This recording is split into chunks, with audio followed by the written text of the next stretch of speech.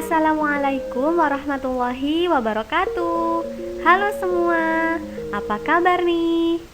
Semoga kita semua selalu dalam lindungan Allah Subhanahu wa Ta'ala. Hari ini kita akan belajar mata pelajaran baca tulis Quran dengan bab Hukum Nun Sukun dan Tanwin Part 2. Sebelum kita mulai pembelajaran hari ini, kita awali dengan membaca doa ya. Bismillahirrahmanirrahim. Rabbi zidni ilma warzuqni fahma. Ya Allah, tambahkanlah kepadaku ilmu dan berikanlah aku pemahaman. Amin. Pada part pertama, kita sudah membahas hukum bacaan idhar. Sekarang kita melanjutkan dengan hukum bacaan nun sukun dan tanwin yang kedua, yakni idgham bi gunnah. Idgham bi gunnah artinya memasukkan dengan dengung. Cara membacanya memasukkan atau menggabungkan bunyi nun sukun dan tanwin ke dalam huruf idgham bi gunnah. Hurufnya ada 4, yakni ya, nun, mim, waw. Agar kalian mudah dalam menghafal 4 huruf idgham bi gunnah, maka ibu guru punya singkatan, yakni yanmu. Contoh bacaan idgham bi gunnah.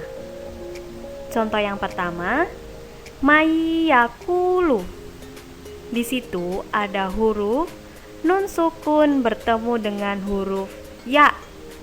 Sesuai dengan pengertian idgham bi gunnah, yakni memasukkan dengan dengung, maka cara membacanya seakan-akan huruf nun sukun itu digabung dengan huruf ya. Perhatikan, mayyakulu. Contoh yang kedua, min ni'matin. Ada huruf nun sukun bertemu dengan nun.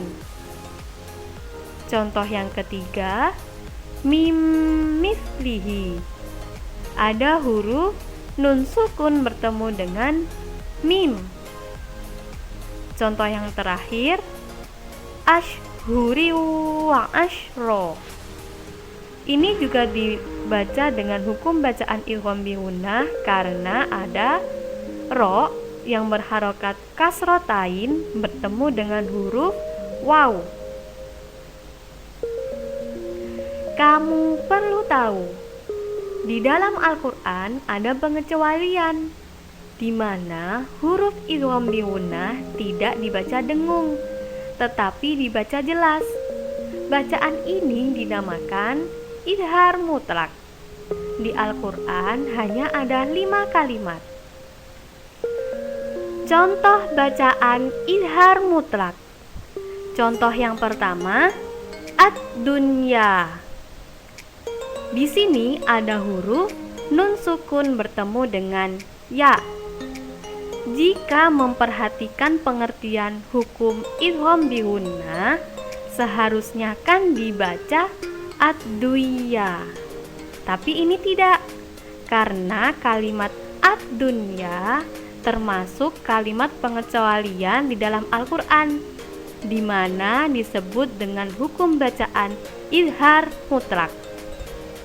Contoh yang kedua, bunyanun. Contoh yang ketiga, swinwanun. Di sini ada huruf nun sukun bertemu dengan waw. Sama, jika memperhatikan pengertian hukum bacaan idgham bi gunnah, seharusnya kan dibaca siwanun.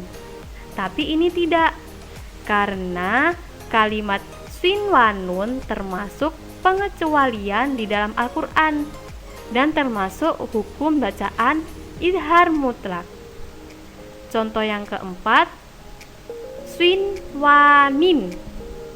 Contoh yang kelima, quinwanun. Hukum bacaan nun sukun dan tanwin yang ketiga adalah idgham bila gunnah. Idgham artinya memasukkan, sedangkan bila gunnah artinya tanpa dengung. Sehingga arti dari idgham bila gunnah adalah memasukkan tanpa dengung. Cara membacanya memasukkan atau menggabungkan bunyi nun sukun dan tanwin ke huruf idgham bila gunnah. Hurufnya ada dua, yakni lam dan ro. Contoh bacaan idgham bila gunnah. Contoh yang pertama, miladunhu. Di situ ada huruf nun sukun bertemu dengan lam. Cara membacanya seakan-akan nun sukunnya digabung dengan lam, tetapi tidak mendengung. Perhatikan lagi. Miladunhu. Contoh yang kedua, ghafurur rahimun. Ada huruf ro yang berharokat dummatain bertemu dengan ro, sehingga bacaan tanwin digabungkan dengan ro tanpa mendengung. Perhatikan kembali. Ghafurur rahimun. Nah, setelah belajar tentang hukum bacaan idgham bi gunnah dan idgham bila gunnah, agar kalian lebih paham, maka tugas hari ini adalah tulislah contoh bacaan idgham bi gunnah dan idgham bila gunnah di dalam Al-Quran dan Juz Ammah, bukan di dalam buku paket atau LKS ya. Masing-masing tulislah 3 contoh bacaan. Selanjutnya, laporkan hasil pekerjaanmu kepada guru BTQ. Sekian materi tentang hukum nun sukun dan tanwin part 2. Sebelum kita tutup, kita baca hamdalah bersama-sama ya. Alhamdulillahirabbil alamin. Sampai jumpa pada materi berikutnya. Wassalamualaikum warahmatullahi wabarakatuh.